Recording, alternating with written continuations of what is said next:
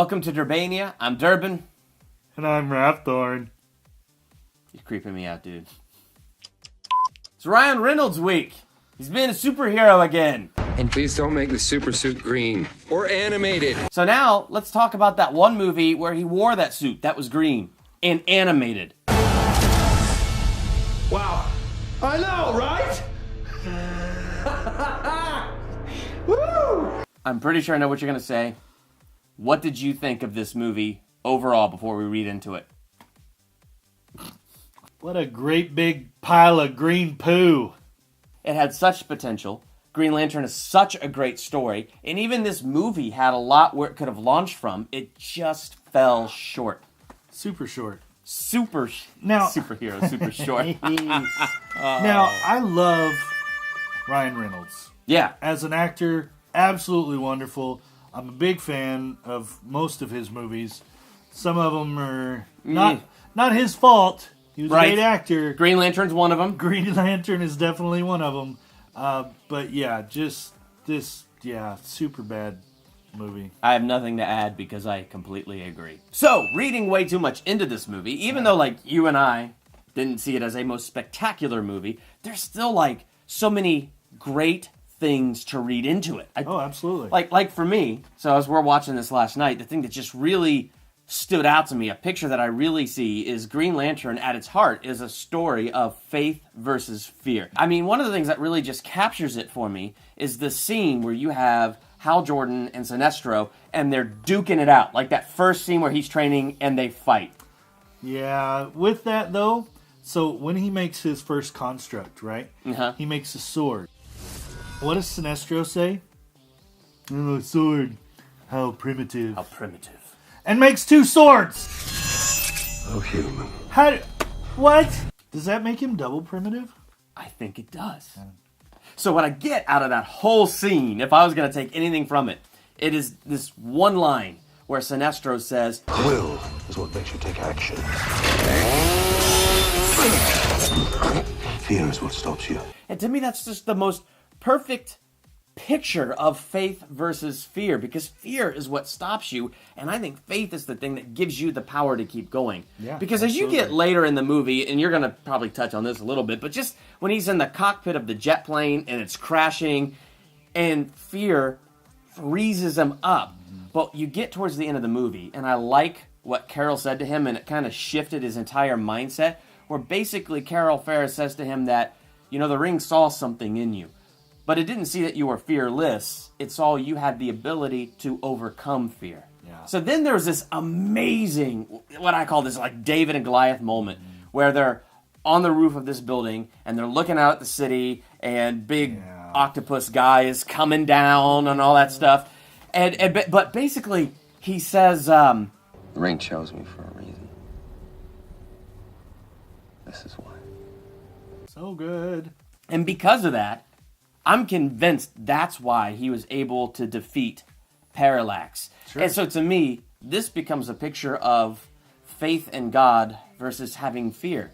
Because, I know, I said this like 7 times already, but it's amazing how fear really does stop your ability to think things through. Yeah, absolutely. It stops you cold in your tracks, and it causes you to believe the wrong thing. Oh, I sure. can't,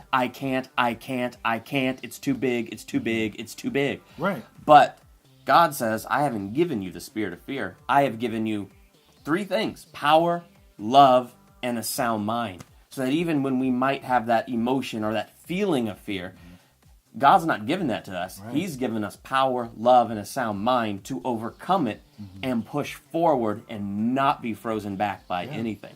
Absolutely. So I guess kind of going into, going back to where Hal Jordan's in the plane, he's fighting the 2 robot fighter jet things, and he's doing the free fall. And they said, Hal, stick right. And he's like, I got it.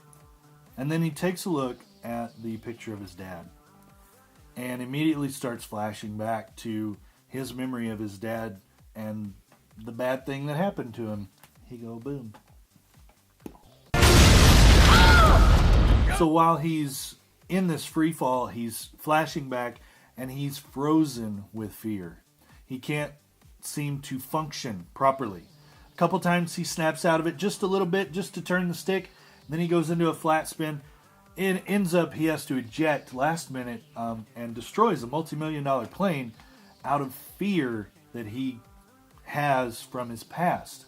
Now, one of the things that really gets me is at the end where Carol basically tells him, the ring didn't choose you because you weren't afraid. It chose you because it knew you could overcome that fear.